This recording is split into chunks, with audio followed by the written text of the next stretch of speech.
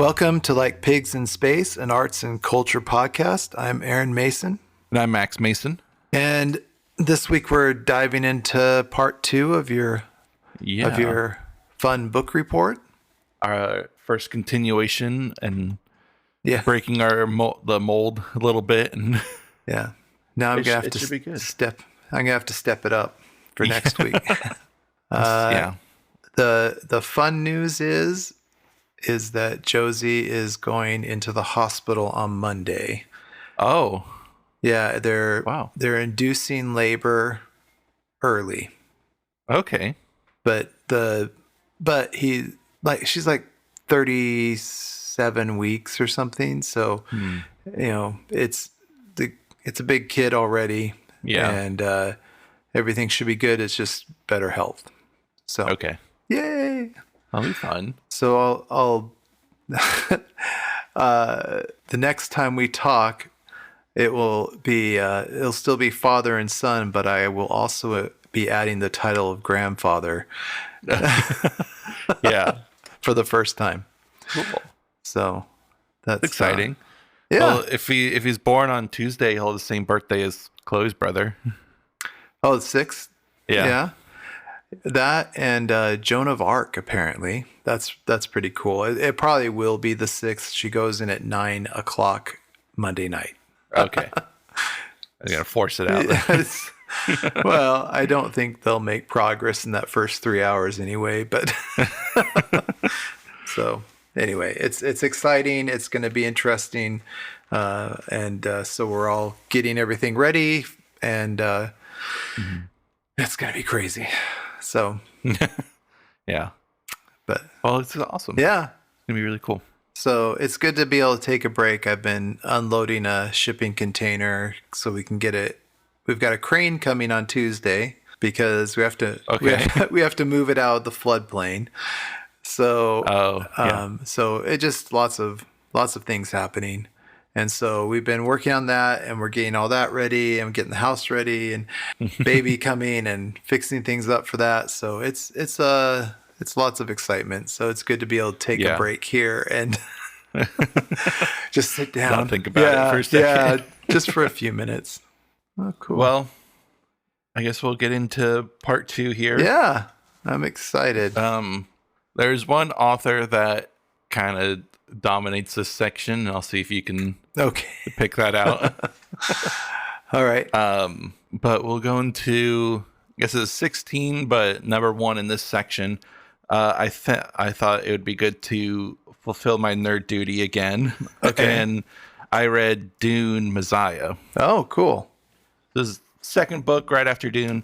And I was reading, I think it was in the back of the first book, where I think it was his son talking, that I guess this book was kind of controversial when it came out because it kind of showed Paul's like darker side and how the power kind of corrupted him.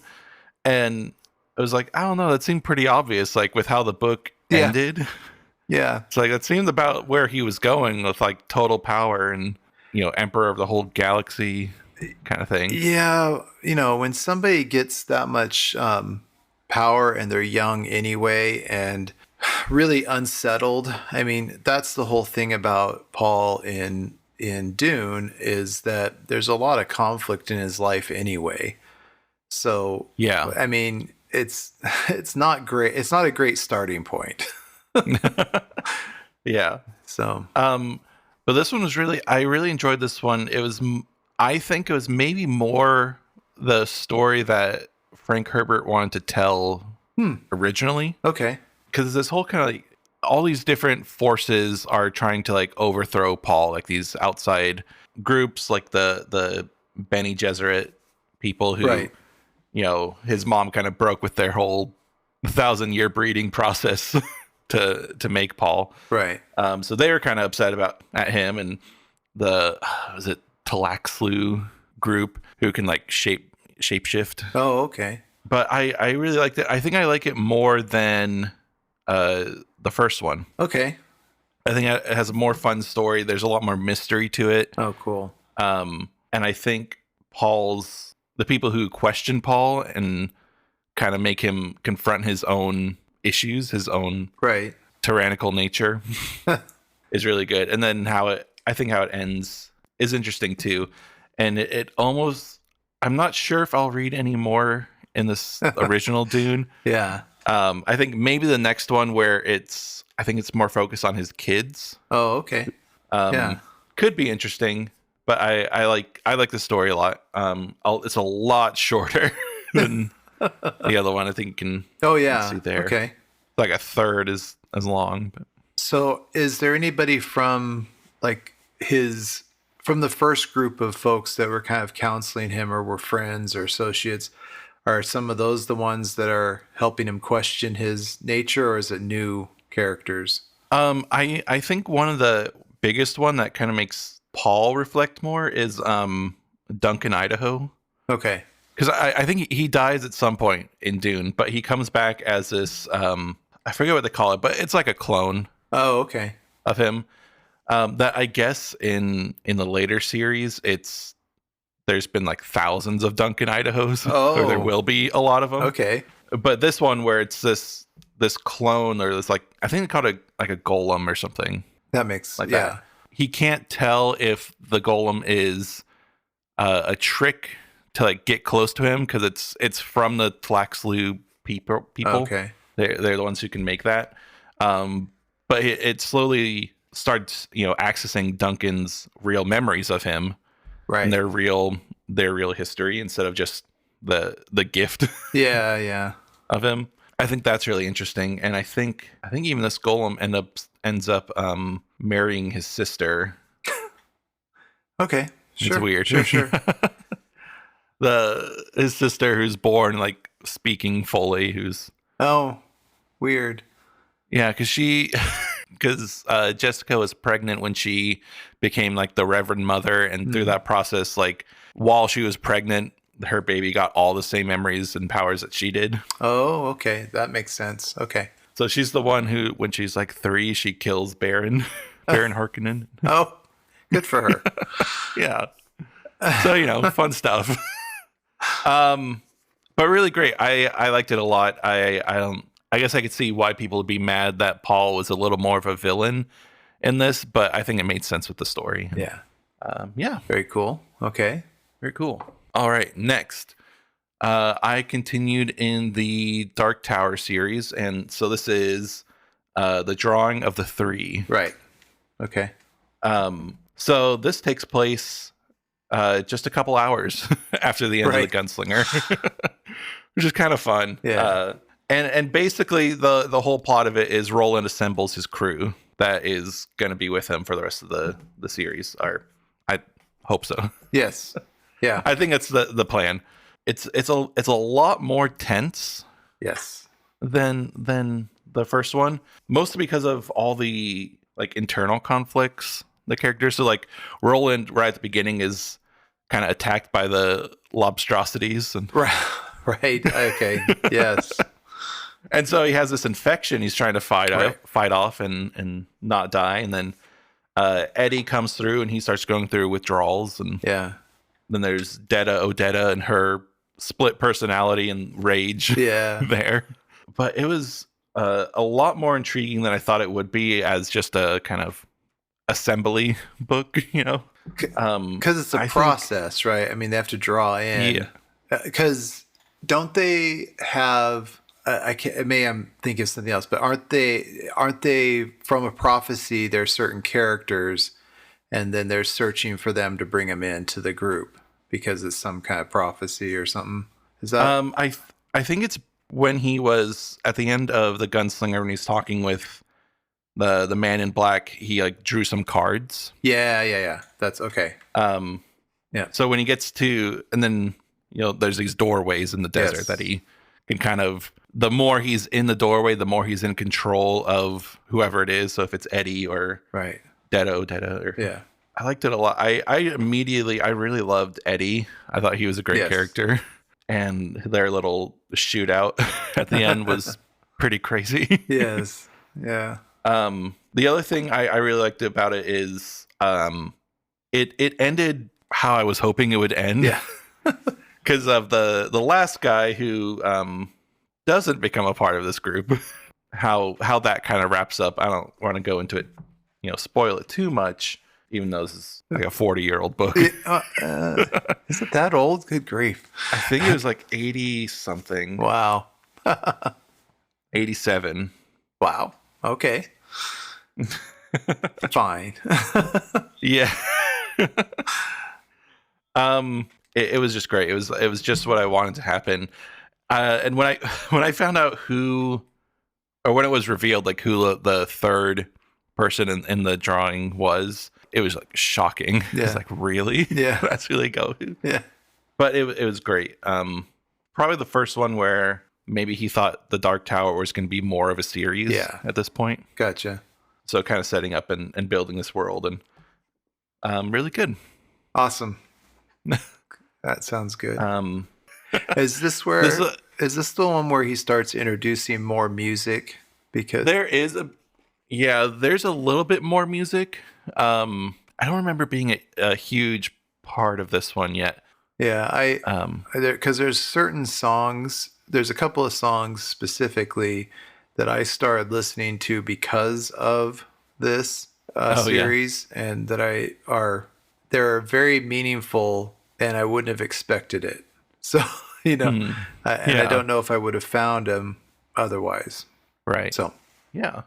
So next one, don't fall down. Okay. Make sure they're all gonna fall, lean on each other. Okay, it's okay. So next one I read was young adult novel. Oh yeah, okay.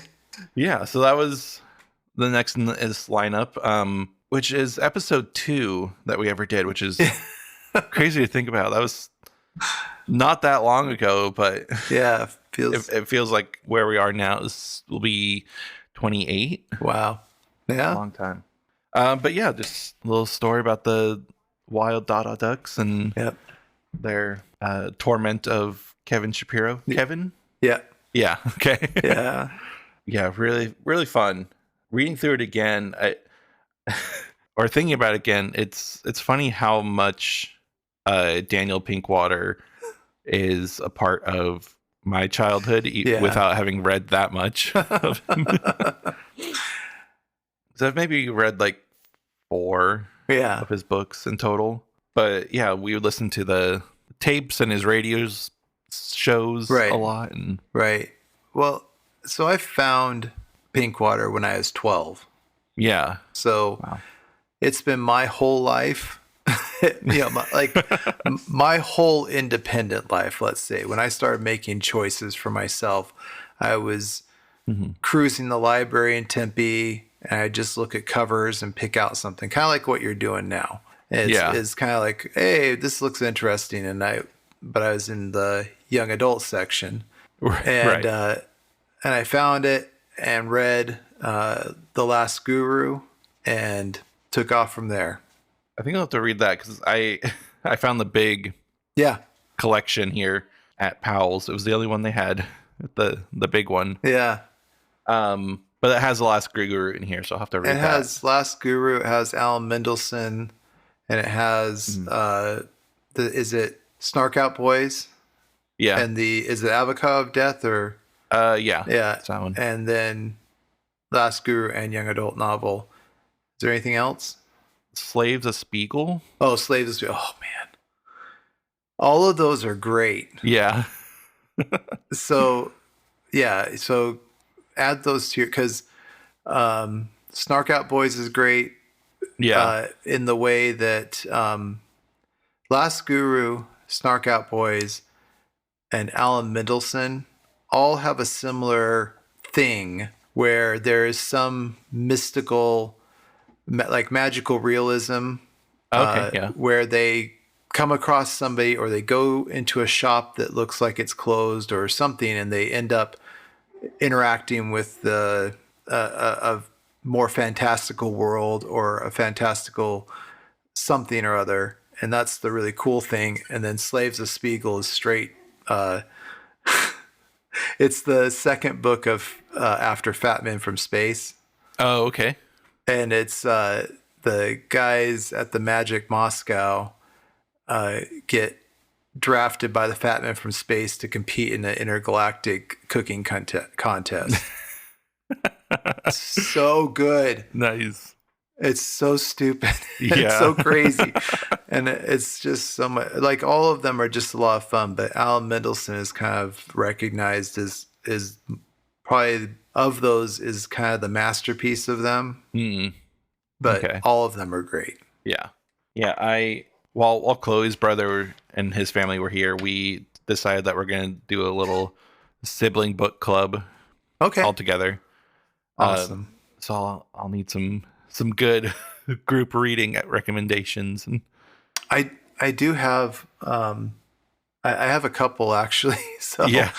that would be interesting because they'd inspire some discussion at least. So yeah. All right.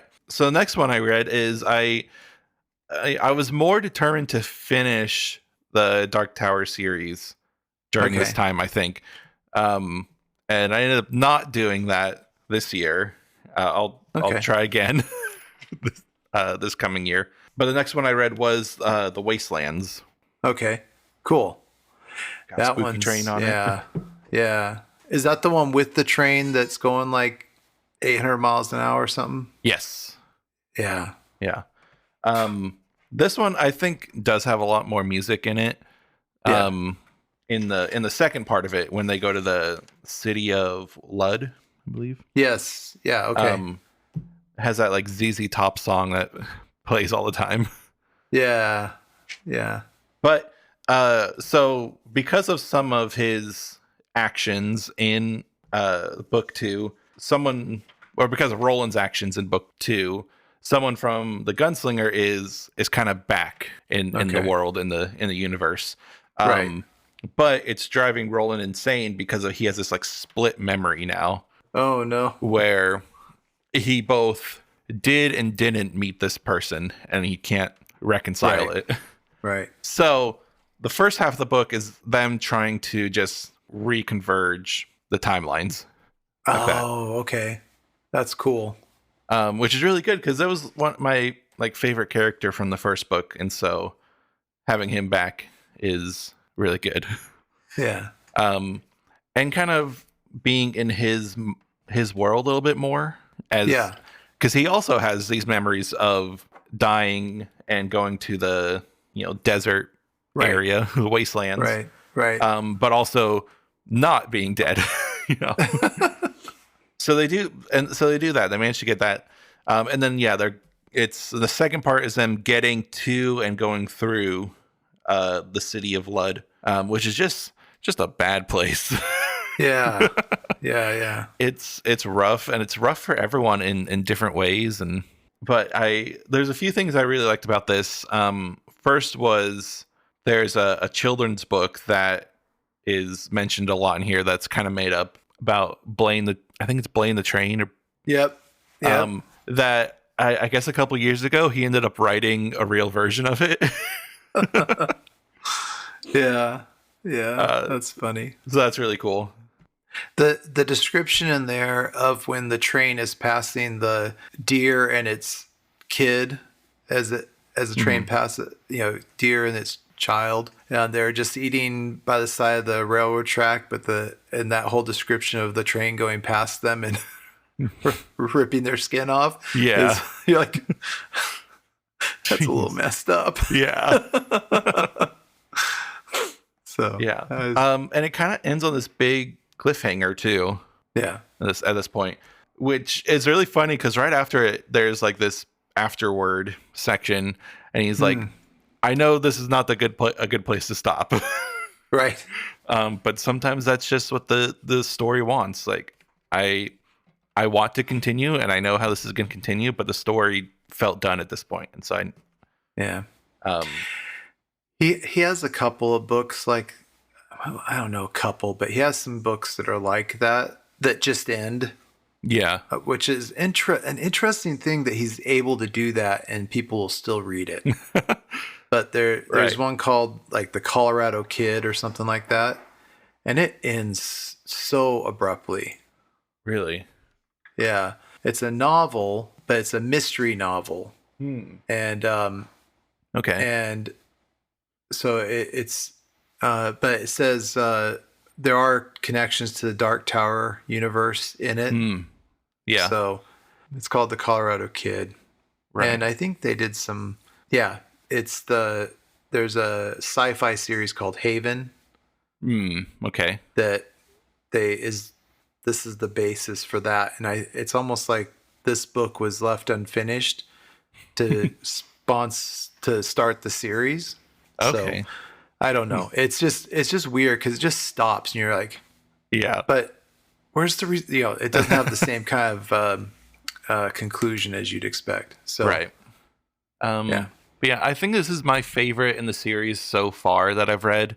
I think I really like the internal struggles that Eddie has, where he like starts whittling, and he has like this history of he can't be good at something because his brother wasn't as good as he was. Right. So he has this like internal struggle with himself. Huh. Seeing Odetta become Susanna and how great she is. Yeah. Just Yeah. she's very cool. Yeah. Very tough. Yeah. Yeah. Eddie's got a lot of baggage, and he's got a lot of developing he has to do. Yeah. And it's I kind of wonder if that's not the inspiration for Eddie Munson. He's in series 4, and he's an older kid who befriends the younger kids through D&D kind of thing, and there's some similarities. So I don't know. That may be something that I'd have to dive into and see if there's any connection. But Yeah. it's interesting. He reminds me a lot, and he kind of reminds me of Jesse from Breaking Bad. Oh yeah. Okay. Yeah. Yeah. Name? That's yeah. Yeah. Exactly. Aaron Paul. Yeah. Aaron Paul. Yeah. Yeah. That makes sense too. Yeah. So that kind of emotional supporting character, but still key to the whole plot. Right. Yeah. Yeah.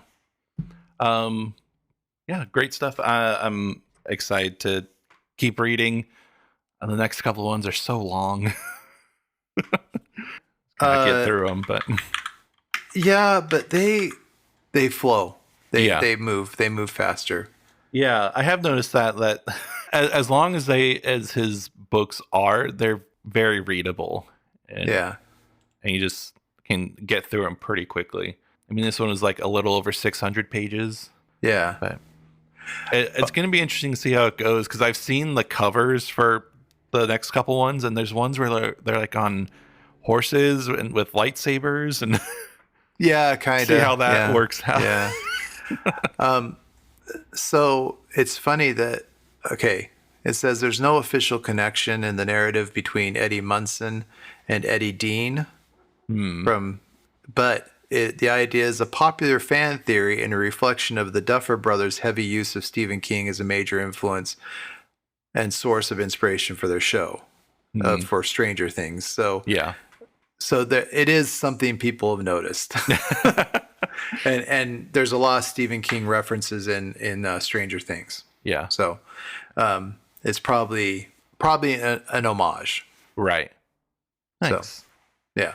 Awesome. All right. So the next two books, they're different books, but they are both kind of recommendations from a YouTube channel I started watching called Frankie's Shelf. Okay. Where they'll talk about books that will talk about 3 or 4 books that are all similar, like they're all like obsessive mothers or weird friendships or cool. Things like that. Or they'll do deep dives where it's just like one book and they'll go into all of it for like an hour and a half, and it's great and really fun. Especially when they're like hate reads.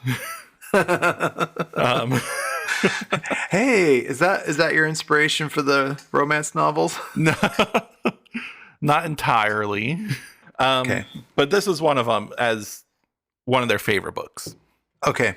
So this one is called No One Is Talking About This by Patricia Lockwood. Okay. I've heard that name before. Yeah, so. I thought you might because I think this is her first novel, but she's written poetry before. Okay. Has a couple of collections of poetry. So this is kind of in two parts. It's interesting how it's written, where it's like each paragraph is just kind of a little like snapshot in life, or in like some thoughts. So the first part is kind of about this. Well, it's not. It's about this woman who becomes like internet famous off of some tweet she does, and the tweet, all it says is, "Can a dog be twins?" That's funny. But that's stuff like that happens with the internet. Say some random junk, and suddenly she's doing all these like speaking engagements around the world and talking about like internet fame and cool. And she kind of lives through her phone in that. So it's kind of an interesting view, especially like growing up with technology and around social media a lot. Some of her like insights on it are interesting, and some are a little like millennial coded. Sure. But she always calls her phone the portal. But it's interesting. But then there's the second part, and the second part, her sister starts having like pregnancy complications, and their baby is born with, they have the elephant man's disease. Oh, weird. Yeah. Okay. So it's a very rare disease and has these like growths and things. But you can really tell how much everybody in her family loves this baby. Oh. Like everyone is just completely taken up by her, I think. Either way, the baby. Yeah. Yeah, baby. Oh, wow.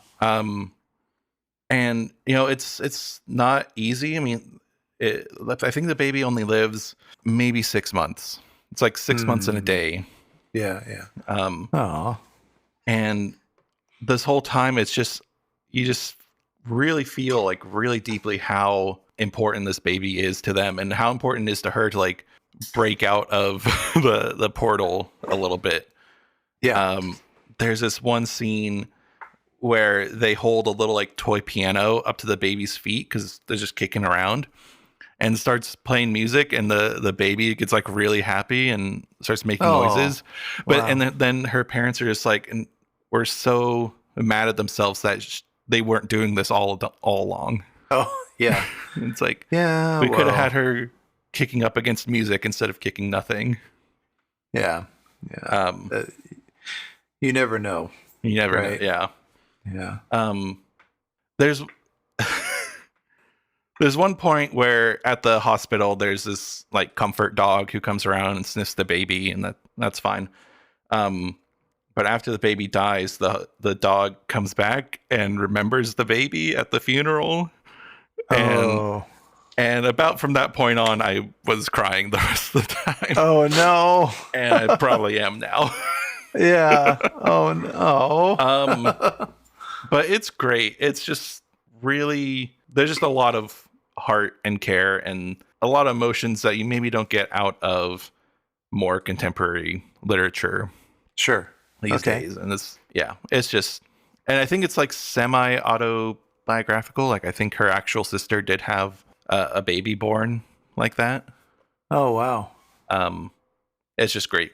Yeah, I really enjoyed it. That's neat. Big recommendations. It's just a lot of fun. A lot of fun and to still cry. really funny too. Like in the okay. beginning too, it's really funny, and yeah. Oh, good. Good stuff. Oh, I'm glad it's funny too. I mean, as funny as something can be about a dead baby. Right. Well, given the jokes I told in 6th grade. No. Yeah. Okay. The next one is it's a nonfiction book, so another kind of different, but it's called The Power of Strangers by Joe Keohane. Okay. So yeah, this is another one of the recommendations, and it's just all about that, like engaging with people and trying to have little conversations with strangers, and cool. trying to reconnect more in times where it's pretty easy to just not connect with people. Right. And it was interesting when Frankie was talking about it. They were like, after they read this book, it was like people just were approaching me more. It's like somehow it made me look more approachable. And it wasn't even that I wasn't even really doing anything else, but and it kind of talks about that, like just kind of having your head up and looking more present, and people will just approach you and start talking to you. And yeah, it happens. And so I was really interested in some of his personal stories of like reaching out to people who had like classes or groups where people would just have conversations with strangers and talking about their approaches and their thought processes. There was a little bit more about like human history, about connection and conversation, which was interesting, but wasn't really, it was fine. Wasn't what I was interested in as much, but it was still good. But I think it kind of helped me reframe my mind a little bit. Because after I finished reading this, there was a time when at work we had one of the assistant branch managers from another branch come in and help us for a day. Right. And he was like very talkative, very, very bright and loud, and always had some sort of thing to add to whatever anyone was saying. And I initially started thinking like, oh man, this guy's very like performative or something. Yeah. But I thought like, he hasn't done anything to make me think that really, besides just being nice. So it's like I'm just gonna think that he's being nice, and I'm gonna be nice back to him. And by the end of it, I was like, I thought he was really fun, and I think it's good for that. And I don't know, I'm still not perfect about just talking to anybody, but it does make it feel a lot more possible and not as scary as it has felt.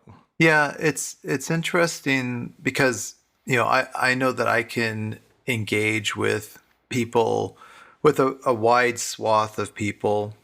I try and develop that skill, but when I am around Fletcher, or Keith and Dane, they will just engage with everybody. And just ask stuff. And I'm always self-conscious about, well, maybe they don't want to be bothered, or maybe that person's busy, or that's a question they get all the time, and maybe I'm trying to be cool, or I don't know. But all of them just engage, and therefore when we're out with them, or it's always going to be interesting. You're going to be able to find out more stuff. You're going to be able to do more things because you just ask and see what, and it teaches me to be a little bit more engaging as well. Usually had been, I would just remain quiet, but if somebody talked to me, I could just talk all day long. Yeah. So it's not an inability to connect. It's just an inability to get started. Right. So, yeah. And I've tried to consciously develop what you're talking about there, where I am, and where I am at work, I have to be the one to initiate now. So I have to.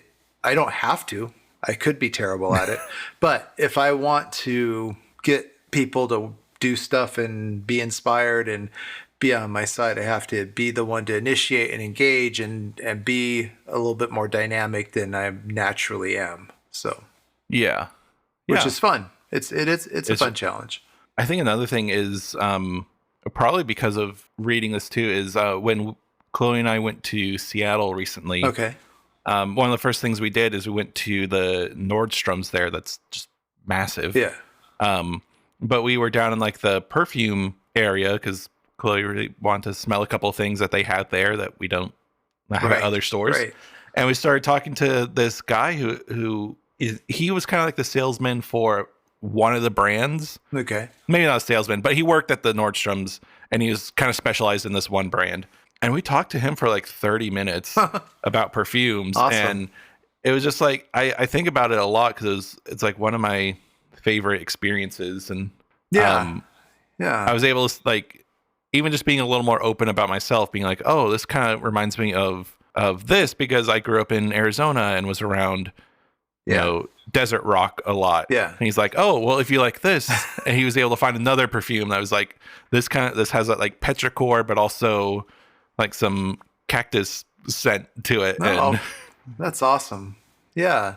yeah, so just I think it was just good to have that kind of reframing Yeah. Yeah. of it's okay to engage with people and it's okay to be personal and talk about personal things. Yeah. Most people are not going to be turned off by it. And Right. And that is the hard thing, is to talk about, some people burden everybody with their personal issues all the time. And so I think in my mind, I feel like if I don't have to burden other people with my personal issues, but that's not really what I'm trying to do. And being a little bit personal is a better way of creating trust. yeah. So Yeah. So really good. cool. Fun book. Sounds like a great one. Okay. Yeah. Next one is I read The Fisherman by John Langan. Okay. Pretty Okay. fun. So I want to read this because it was listed as part of the inspiration or like it was in the acknowledgments for This Thing Between Us. Oh, okay. Okay. And so I was like, okay, that sounds fun.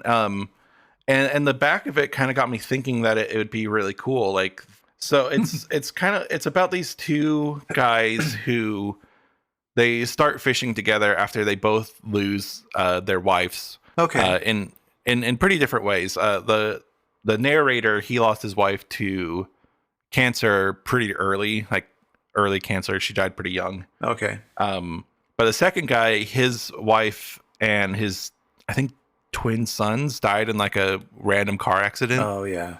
So both very different. Like, he got to see his wife kind of fade away, and then the other guy, his family was just Gone. instant Yeah. gone. But they kind of connect over fishing because they can just like go out and not think about anything for a little while. Right. There's some really like interesting, especially the guy who lost his wife and his sons. He has these like very interesting, definitely grief-stricken views on it. Like a lot of nights he'll go out to the intersection where they were hit and just stay there for hours. And, Yeah. but the first like 50 pages, the second guy, he suggests that they go fish at this one place kind of upstate. It's like, I think they're in New York, but they want to go out to Dutchman's Creek is what it's called. Okay. And so, and I guess there's some kind of superstition around that place. And so they're kind of like, how'd you even hear of that place? And he's like, it doesn't matter. I just found it. We should go fish there. That's not suspicious at all. Yeah. And so as they go there, they stop at a diner, and the cook kind of overhears that they're going to this place, and he's like, do you know about that place? And then in the next about 200 pages of the book are like a flashback to when the area was first settled. Oh, okay. It was like a Dutch community, I think some other countries, but a lot like an immigrant community that was living there before it was dammed and became Dutchman's Creek. But it's just kind of weird. There's like a lot of it is just kind of nothing. Okay. And there's a lot of points where it's like, oh, there's some momentum here. That was really cool. That was kind of a tense moment, Yeah. and then just doesn't do anything with it. Oh no. So that's a majority, like 200 pages of that completely other story. When it finally goes back to the two guys and they get up to the creek, they start having some weird experiences with like sirens and whatnot. Oh, weird. And these weird creatures. And I don't know. There was one scene that I was just like, I can't anymore. This is just ridiculous. Oh no. And so I didn't actually finish this. I've read up until like 20 pages left. Okay. Because he like the narrator, he goes there and he thinks he sees like his dead wife there. Yeah. And he like hooks up with her, but after they're done hooking up, he realizes it's this horrible fish monster. Oh. And it's like, you really had that kind of scene? I'm just done. Oh no.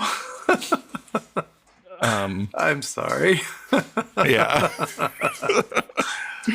Oh, that's funny. So I don't know. Maybe more someone else would enjoy it, and I can kind of see like the views on grief and stuff, how it would inspire this thing between Yeah, us. yeah. But aside from that, I don't know. Not really Not for me. not highly recommended. Yeah.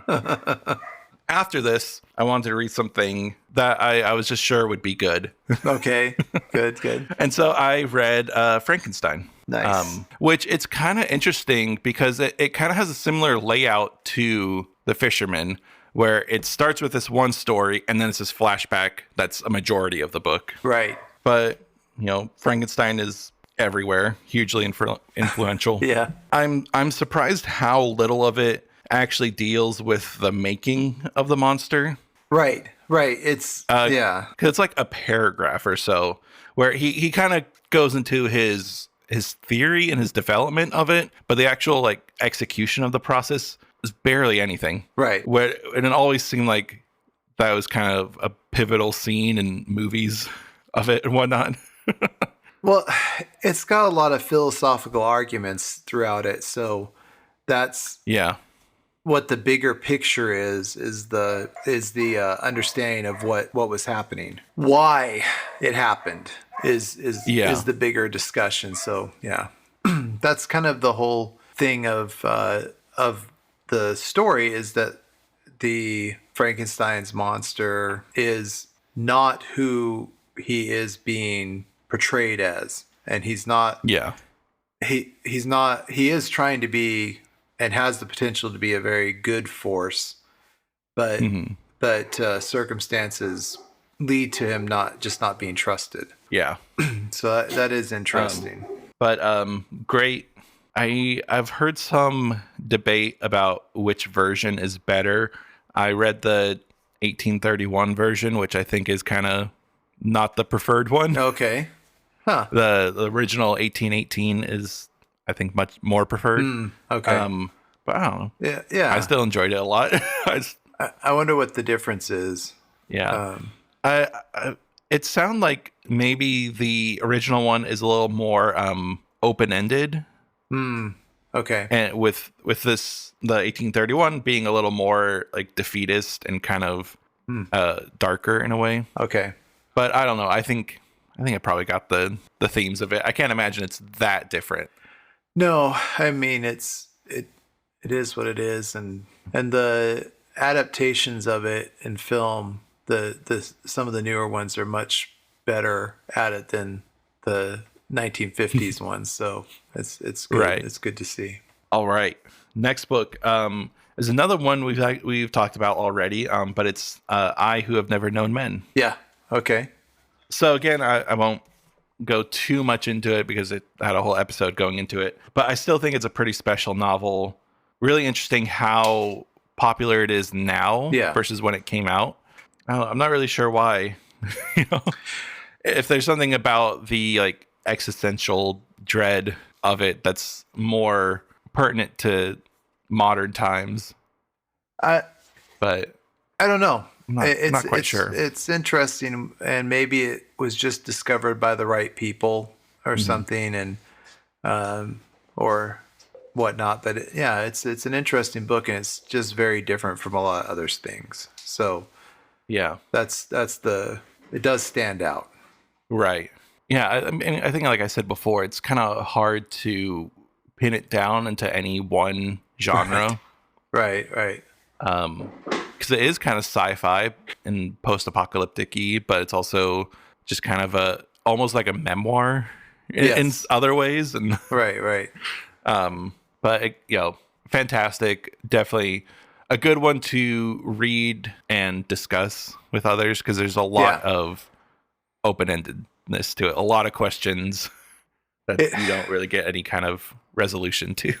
Yeah, you have to figure out what it really means, because nothing gets answered. Yeah. So yeah, it's wild for sure. Awesome. Okay. So the next one I read after that is Slaughterhouse-Five. Oh, cool. Kurt Vonnegut. Yeah. It's kind of a weird story. I mean, yeah. I don't know if that's just his style, It kind of seems like it is. Yeah. But it jumps around a lot about this, kind of talking about how Billy's become unstuck in time and how little things can bring him back to his childhood or his like early marriage or being in the war.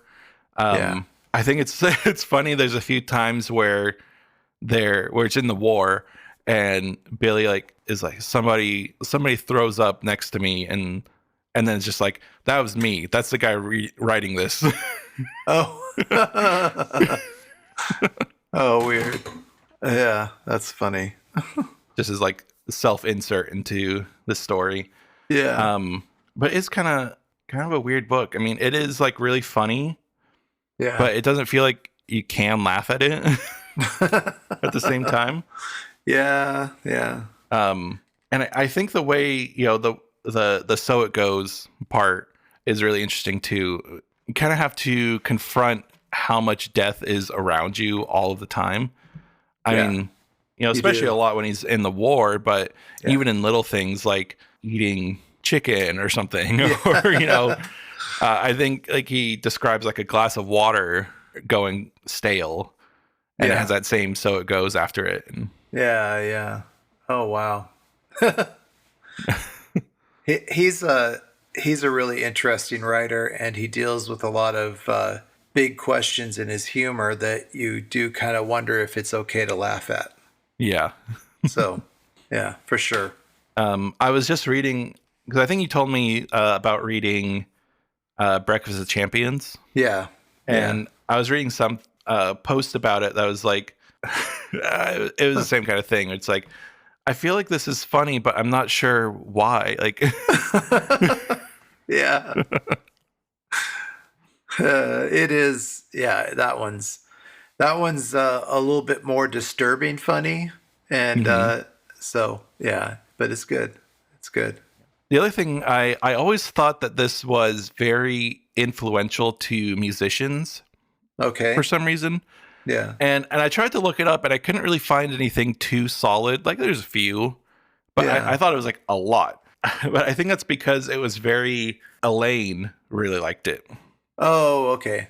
And I think kind of came up a lot in her songwriting.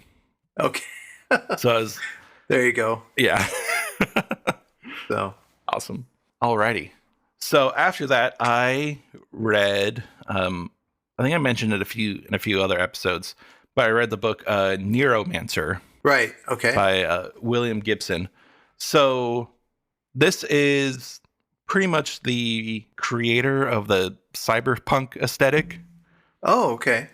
Okay. So this is kind of where all that started. Like the heavy use of neon and these big, like densely packed cities. A lot of the like Japanese influence too. Yeah. Okay. That's in cyberpunk.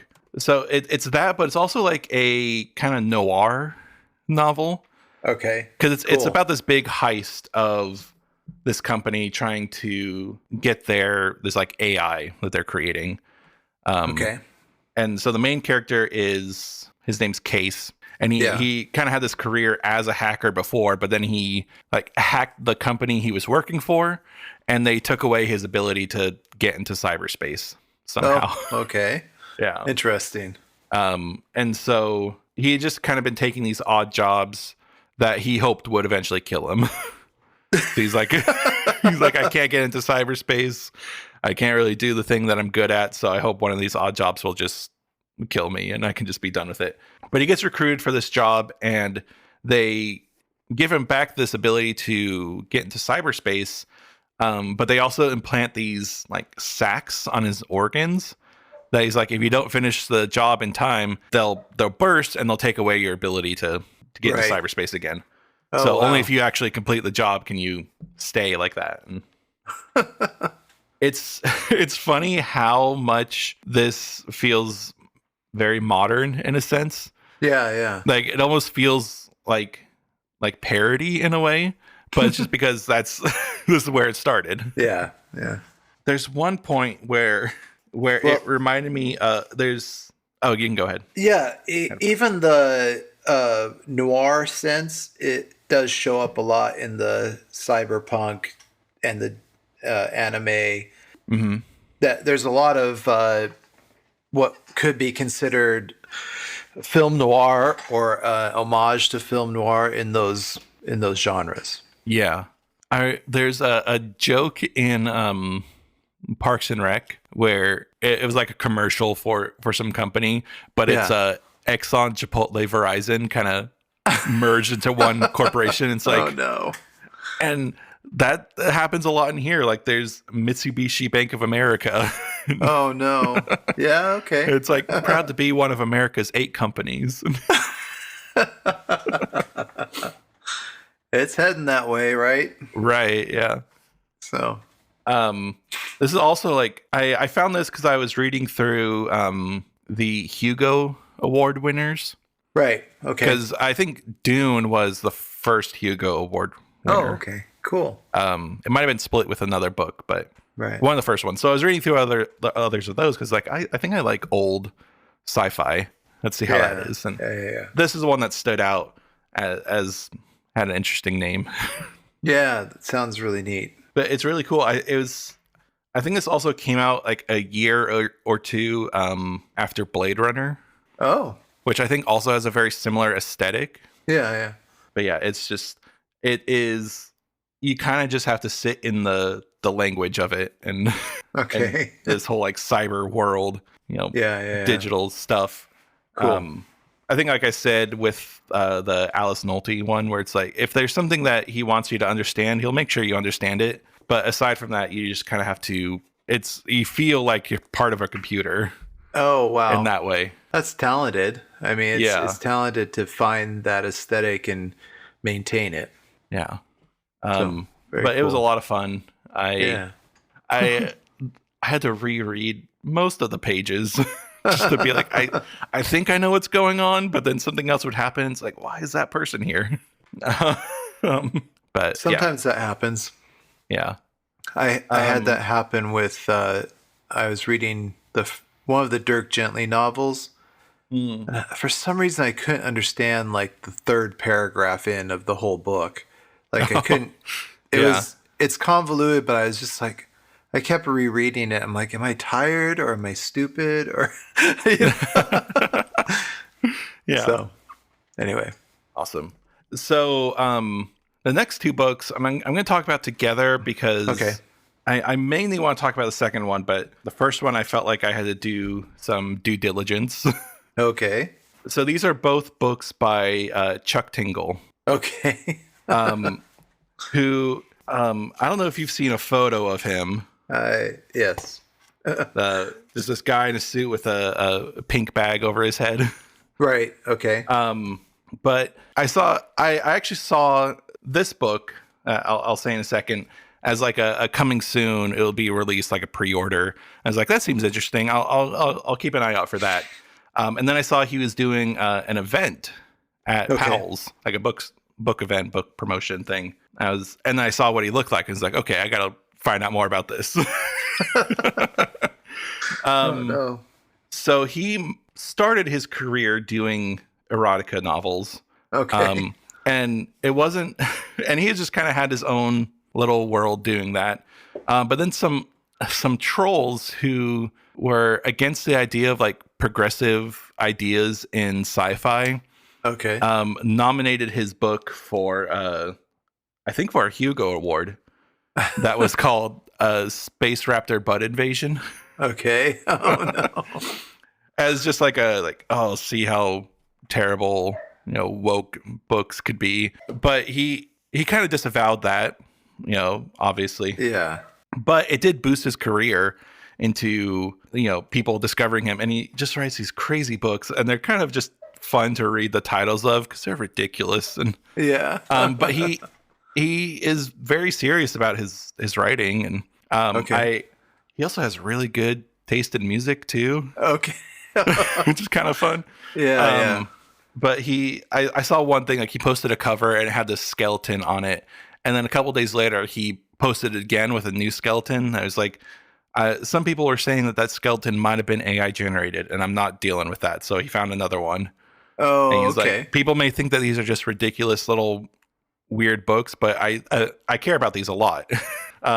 So I thought I would do a little due diligence, and I found a print copy of one of his books called Trans Wizard Harriet Porber and the Bad Boy Parasololophus. Okay. And I'll just show you because it's ridiculous. It's so fun. Oh, wow. So obviously making fun of Harry Potter and J.K. Rowling's anti-trans nature. Yeah. But it has almost nothing to do with any of that. There is magic in it, but that's about it. Okay. All the characters are have parody names. The bad boy dinosaur is Snape. Okay. It's also funny because he's a musician and his band is called 7 Inch Nails. So there's a lot of 9 Inch Nails lore built into this. Okay. He has these sentient motorcycles that live with him. Oh, good. Okay. And they are named Braco and Delatrix. Which it took me a long time to be yeah, he just has motorcycle friends. But it's oh, bad boys have motorcycles, of course. Yeah. It's also funny because the dinosaur breaks the fourth wall a lot. Where he's just so you know, I'm acting this way because this is a romance novel, and you really shouldn't deal with people like me. Oh, goodness. But yeah, it's Harriet. She goes to this island because she's kind of this. She wrote this spell that was very popular and got her a lot of attention, but she's kind of having writer's block again. So she goes to this island that her publisher owns a house on, and just goes there to try and write her new spell.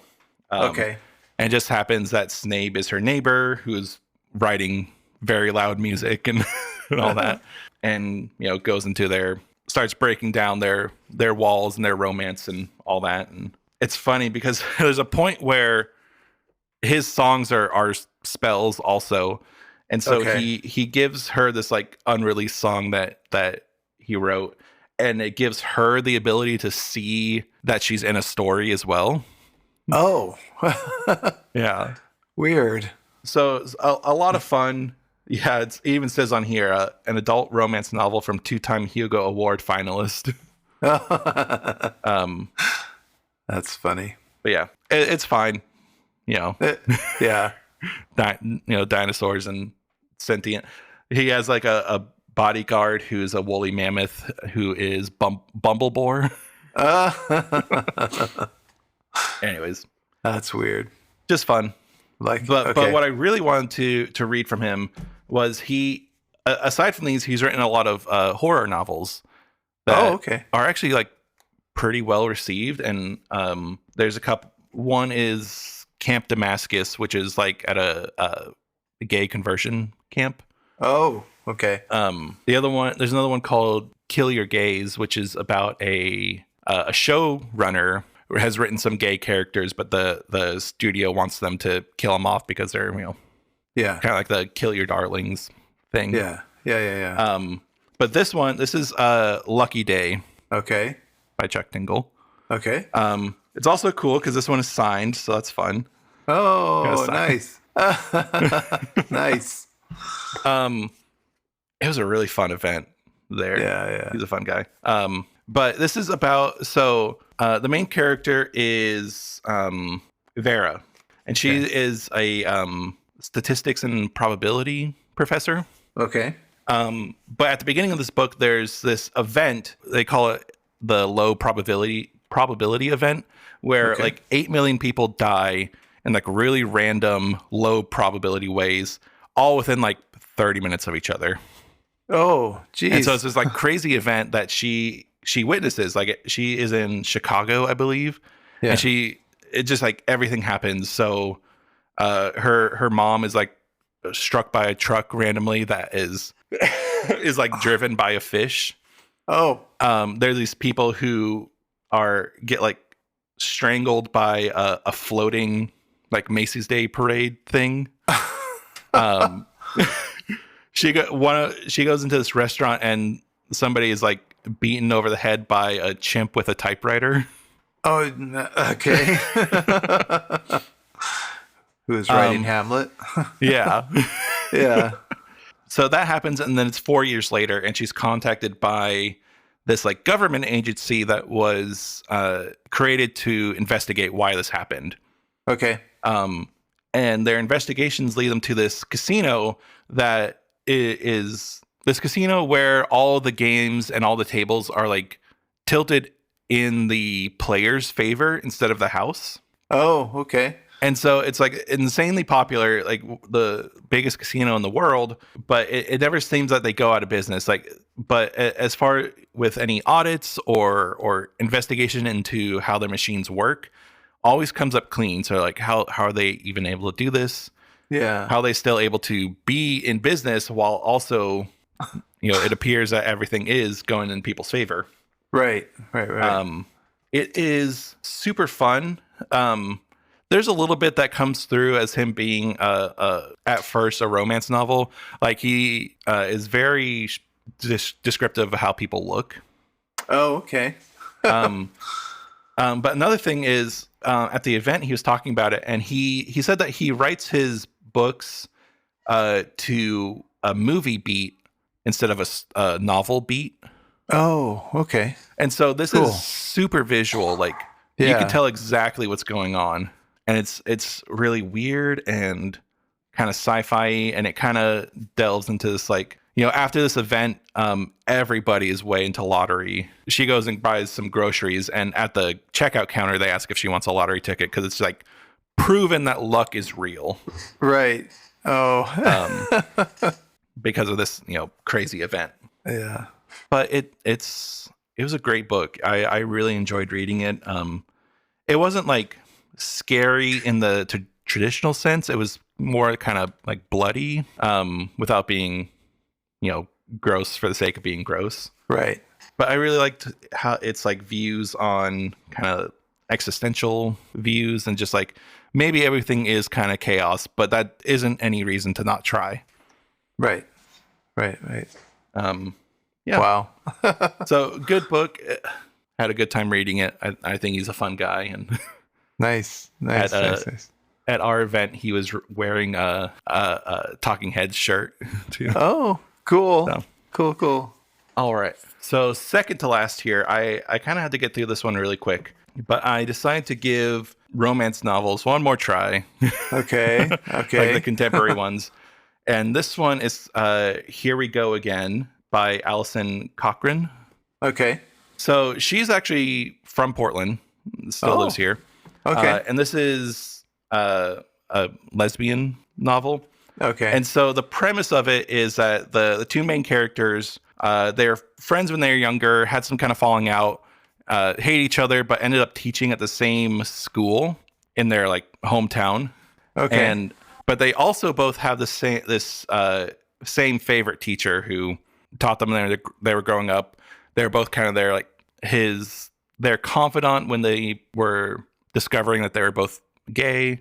Okay. And at this point, he is dying of cancer. Oh no. And so he wants them to take him across country. They live in Washington, but he wants them to take him on this road trip across the country to Maine, where he has this beach house where he wants to live out the rest of his time. Okay. Which is a weird concept.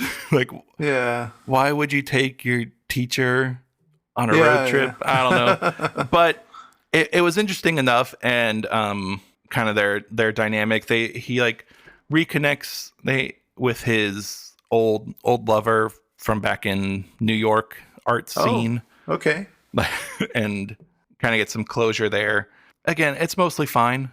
Yeah. It's just, I don't know. I think it's just not a genre for me. There's some enjoyable parts. There's some parts that were pretty like eye roll. It's like, yeah. But when he does finally die, it is pretty beautiful and I think well written. Oh, good. He wants to be facing the ocean with his like Van Morrison records and his rescue dog, and and he does. That's how he gets to die, and it's really nice. Yeah, that's cool. A fine story. Yeah. I probably won't read too much more romance novels going forward. Gotcha. But I thought I'd give it a good shot. Yeah. Well, very good. Kind of like watching the Hallmark Channel, right? Yeah. We did a lot of that this year. Yeah. It, yeah, those. I'll keep watching Hallmark movies because they're Yeah. just really easy to make fun of. Yeah. Yeah. Exactly. Yep. Yeah. Alrighty. Well, this is it. This Okay. is number 30. All right. I will say that I didn't quite make it. Yeah. In the year, I finished this a couple days after the new year, but I Yeah. started it Okay. in Good, 2025. So We'll give you credit. and the book is Misery by Stephen King. Oh, okay. So Cool. I Oh, was my thinking goodness. I had never read any of his horror novels, Right. which that kind of seems like his thing. So Yeah, like, yeah. I'll give this. I'll find one that sounds good. And it was between this or Pet Cemetery. I think was the other one I Right. kind of wanted to read. Yeah, yeah. But at the time we were watching The Office, there's a couple of episodes that have Kathy Bates Oh, in it, cool. and she was Yeah. in the movie Right. of Misery. Right. I think she won an Oscar for even. Yes. Yep. I decided to go with it. So the story is Paul Sheldon is in a car accident, and Annie Wilkes Yeah. rescues him from it. Is like a huge fan of his writing. He's also a romance writer, which I thought was Yeah, I that's didn't. I funny. knew he was a writer, but I Right. didn't know he was a romance novel writer right. before going into this. So that's appropriate. Yes. But she rescues him, but also doesn't let him go. Right. And she finds out that in his final romance novel about Misery Chastain, I think is the Right, character's name, right. Yeah. that he killed her off at the end of the book. Yeah. And Annie is just like, unacceptable. You need to write me a sequel yeah. where she comes back and is alive still. Yep. This is so tense the whole way Yes. through. It's like there is plenty of graphic stuff in it. Sure. But just the fear and the like internal conflict about, whether or not he should make Annie angry, or Right. if he does make her angry, like trying not to do that again, is just crazy. Like I had no idea how this would end going through it. And it was really good. It's pretty wild. It was a pretty good one. And it's pretty classic. I mean, there's so many references to this because it was a huge movie, and just those themes about keeping the guy trapped, and then all the things she did to him, the torture. Yeah. Oh my gosh. It was wild. I think there's even a little reference to The Shining in here. Like she mentions the Outlook Hotel. Oh, cool. Yeah. Right before she, does some surgery on him. Yes. But I thought it was great. I really enjoyed reading it.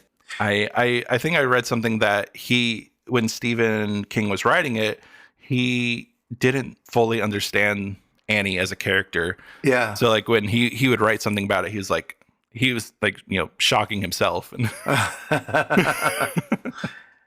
Yeah, it's always interesting when you get to the core of an idea that you didn't know you knew anything about. And so there's kind of that other sixth sense that comes into play that's just your mind's piecing together your observations in a way that fits the character or fits the idea. Yeah. That you didn't know. Your mind's a pretty incredible thing. Right. So yeah. And I think there's a lot of philosophy, if you can say it, on writing in here. Yeah. That I wonder how much of it is also Stephen's views on it. Yeah, I think some of them are like he used the term constant reader a few times in here, yes. which I think is something that Stephen King uses. Yeah. That's a term he definitely leans on. But really great. Be fun to see the movie, but also be probably very intense to see the movie. Yeah. But the rest of it is just, man. Yeah. What a good story. Good one. Yeah, it's a good one. There's a reason. There's a reason it's well regarded and has lasted. Yeah. For sure. I also kind of liked how Paul kind of almost started to assimilate some of Annie's language. Yeah. which didn't always feel like it was like in a mocking way. Some of it just felt like oh, I'm talking this way now because I've been trapped with her for so long, and Right. like calling everything cockadoodie. Yeah. But yeah, Well, very cool. that was my year. Congratulations. It's quite a good list. Yeah. But yeah, I really enjoyed reading all this. Even the ones that I didn't enjoy that much. Oh, I will say here, I have it here. I think I mentioned that there was a book I started that I didn't finish. Right. And it wasn't the Fisherman one, because I think I'm close enough on that one. Yeah. Yeah. The one I started, I read about probably like 200 pages of this. Okay. But it's like 600 pages. It's called Kings of the Wild. Oh yeah, that's who's the author? Nicholas Eames. Somebody, I think that's one that somebody really likes. Like there's a series of them, right? There is. I know there's at least one sequel. I think there's a third one being worked on. But I picked this because I also listened to the balance arc of the Adventure Zone this year. Okay. And I loved it. I thought it was incredible. Very funny, but also very moving and just well done. And so I was like, I want to read something kind of in that fantasy realm that is still funny. Yeah. And so a lot of recommendations were this. And it is a little funny at points, but I got to like the first big battle at like an arena. Yeah. And I was just like, I don't think I enjoy it that much. Like if this is like the high points, like these battles, I would think are like high points. And it was kind of boring. I was just like, I'll maybe try it again some other point, but I didn't want to read anymore. Well, very cool. Well, thanks for sharing all that. It seems like a fantastic goal and a fantastic year's worth of reading. Yeah. So, congratulations. Thank you. Yeah, I hope to try to stay around that many a year. Okay. I probably would have made it on time and maybe even read a few more if I didn't have to edit as much or have to learn how to edit. Now it doesn't take that long now, but learning how to edit took some time. Yeah. But now I think I have a pretty good flow where it just feels like part of my life now. Yeah. I think we flow a little bit better too, so you're not having to chop so much. Yeah. That does help. Yeah. But yeah, I had a great time. Well, cool. I really enjoyed reading. I'm glad I do. Yeah. But very cool. I hope to find some good things to read next year too, or this year. Wow. Awesome. Yeah. Now we're into 2026, aren't we? Yeah. Wow. Good deal. Good deal. Well, thanks to everyone listening. Thanks for all the views on all the episodes so far. I mean, this first half a year, it's been really, really great. And really thanks to everyone listening. Doing this, and it's been good and it's still fun. So, all right. Have a good week, and hopefully your moving goes okay. Yeah, hopefully. All right, Max. Take care and have a great week. Thanks. You too. All right. Bye.